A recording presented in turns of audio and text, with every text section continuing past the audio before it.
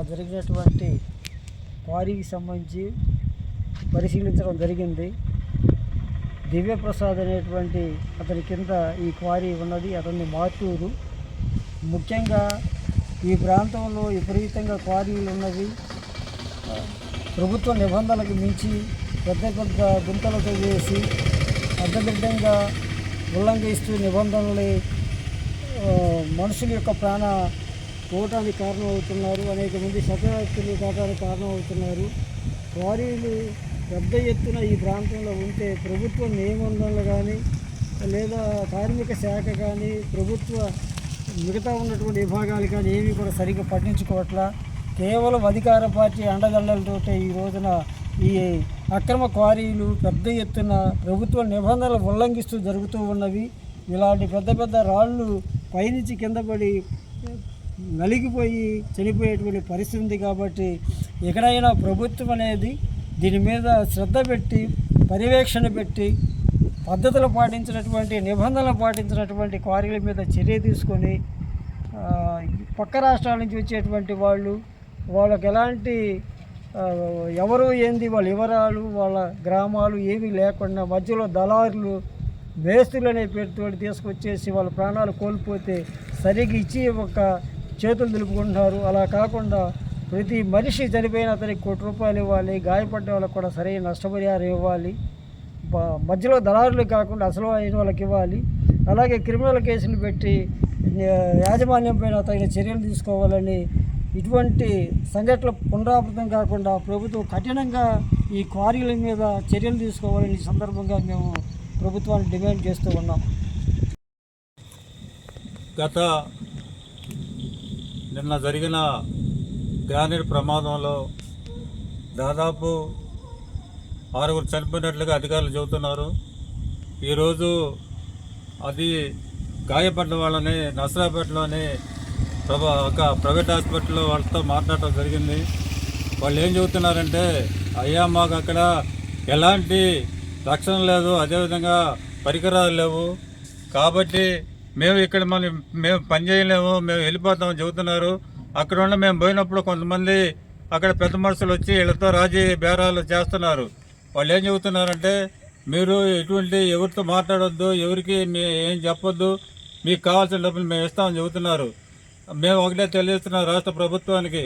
ఇక్కడ ఉన్న మరి ఈయన గుట్టిపాటి రవి గారు కూడా ఇక గ్రానైట్లో కూడా సంబంధించిన వ్యాపారి, ఆయన కూడా చొరవ తీసుకొని గ్రానైట్లో చేస్తున్న కార్మికులుగా చేస్తున్న పనికి, అదేవిధంగా కార్మికులకు కూడా ఏదైతే ప్రభుత్వం నుంచి రక్షణ కల్పించాలని, అదేవిధంగా మా లాయర్ గారు కానీ మా నాయకుడిగా మా రాష్ట్ర కార్యదర్శి వెంకటేశ్వరరావు గారు చెప్పినట్లుగా చనిపోయిన కుటుంబానికి ₹1,00,00,000 ఇవ్వాలని కూడా తెలియజేస్తున్నాం. అదేవిధంగా ఎవరైతే ఈ గ్రానైట్ యజమాని ఉన్నాడో ఆ యజమాని మీద కూడా P02 సెక్షన్ కింద కూడా హత్య కేసుగా నమోదు చేసి లైసెన్స్ రద్దు చేయాలని, వెంటనే మరి కుటుంబ సభ్యులకు నష్టపరిహారం చెల్లించే విధంగా చూడాలని ఈ సందర్భంగా మేము కోరుతూ ఉన్నాం. ఈరోజు మేము బల్లికురవలో, బాపట్ల జిల్లా బల్లికురవ మండలంలో ఏదైతే 6 చనిపోయినటువంటి క్వారీలో చనిపోయినటువంటి ప్రమాద స్థలం ఏదైతే ఉందో సత్యకృష్ణ క్వారీ, ఆ క్వారీ దగ్గరికి నిధి నిర్ధారణ కోసం అని చెప్పేసి PDM అదేవిధంగా APCLCగా ఇక్కడికి రావటం జరిగింది. మా వెనక వైపు ఉన్నటువంటి కొండలు ఏదైతే ఉందో ఇదే గ్రానైట్ సంబంధించినటువంటి క్వారీ. ఈ క్వారీలో దాదాపు 100 మీటర్లు కంటే కూడా ఎక్కువ లోతు తీయటానికి వీల్లేదని చెప్పేసి చట్టం చెప్తూ ఉంది. కానీ చట్టం ఏం చెప్పినా కానీ ఇక్కడ క్వారీ యజమానులు మాత్రం చట్టాన్ని ఉల్లంఘిస్తూ ఎటువంటి ప్రమాదానికి సంబంధించినటువంటి ప్రికాషనరీ మెజర్స్ ఏమీ కూడా తీసుకోకుండా ఈ క్వారీలో ఈ రాష్ట్రంలో కాకుండా ఇతర రాష్ట్రాలు, ఒరిస్సా లాంటి రాష్ట్రాల నుంచి ప్రజల్ని తీసుకొచ్చి, కార్మికులను తీసుకొచ్చి వాళ్ళ చేత పనులు చేయిస్తూ ఉన్నారు. ఈ పనులు చేయించడం వల్ల వీళ్ళ తరపున మాట్లాడేవాళ్ళు కానీ, అడిగేవాళ్ళు కానీ ఎవరు లేకుండా పోతున్నారు.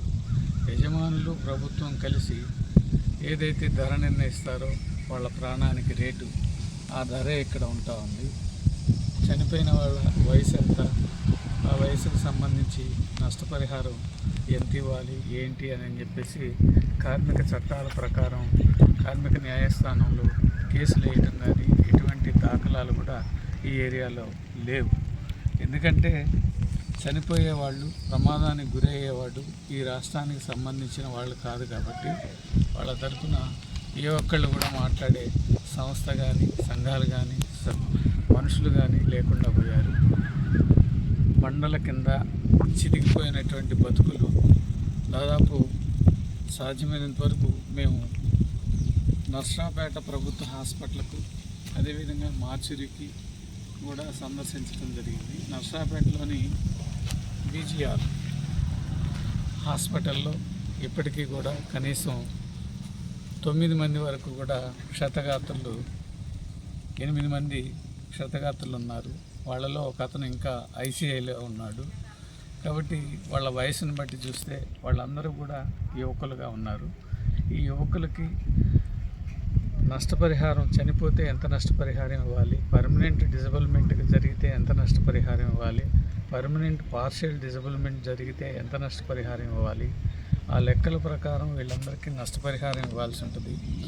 కనీసం వాళ్ళకి సంబంధించిన బంధువులు కానీ వాళ్ళు మాట్లాడే భాష కానీ చాలామందికి అర్థం కాదు. కొద్దిమంది మాత్రం హిందీ మాట్లాడుతూ ఉన్నారు.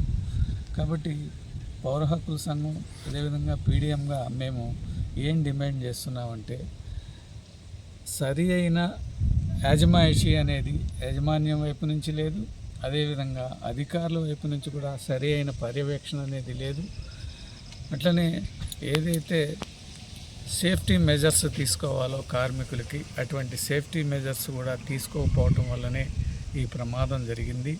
ఈ ప్రమాదంలో ఎవరైతే చనిపోయారో వాళ్ళంతా యువకులు కాబట్టి ఆ యువకులకు సంబంధించినటువంటి కుటుంబాలని పిలిచి ఆయా కుటుంబాలకు సంబంధించినటువంటి వాళ్ళకి ఈ నష్టపరిహారాన్ని అందచేయాల్సిన అవసరం ఉంటుంది.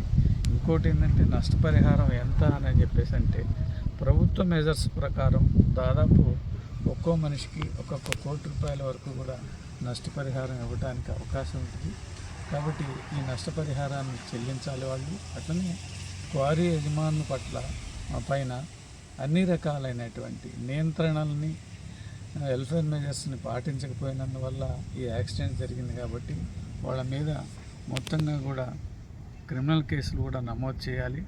అట్లా నమోదు చేసి ఒకసారి ఇట్లాంటి ప్రమాద ఘటనలో యాజమాన్యాన్ని కానీ శిక్షించినట్టయితే రెండోసారి మళ్ళీ ఇటువంటి చర్యలు పునరావృతం కాకుండా ఉంటాయి. కాబట్టి ప్రభుత్వం వెంటనే వాళ్ళని, యజమానుల పైన క్రిమినల్ కేసు నమోదు చేసి వాళ్ళని అరెస్ట్ చేయాలి. చనిపోయిన వాళ్ళకి ఎక్స్గ్రేషియా, వాళ్ళ కుటుంబ సభ్యుల్ని వాళ్ళందరినీ పిలిపించి ₹1,00,00,000 వరకు నష్టపరిహారం చెల్లించాలి.